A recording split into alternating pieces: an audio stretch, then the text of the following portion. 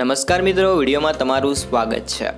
સામાન્ય રીતે રાત્રિના સમયે પથારીમાં તકિયા કે ઓશિકા વગર ઊંઘવાના સંજોગોમાં સવારે અકરામણને લીધે ડોકમાં અસહ પીડા થતી હોય છે।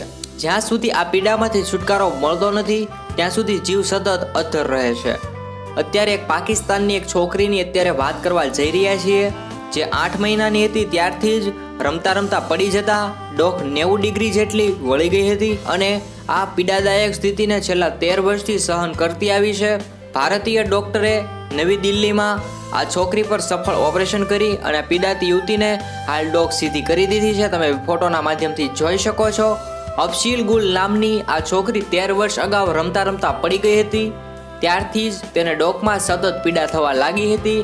તે પોતાની ડોક સીધી સ્થિતિમાં રાખી શકતી ન હતી। 90 ડિગ્રી જેટલી તેની ડોક વળી ગઈ હતી। હાલમાં તેનું એક ઓપરેશન કરવામાં આવ્યું હતું। હાલ તેની ડોક સીધી થઈ ગઈ છે। આ ફોટોના માધ્યમથી તમે જોઈ શકો છો। આ યુવતી પાકિસ્તાનના સિંધ પ્રાંતમાં આવેલા મીઠી વિસ્તારની રહેવાસી છે।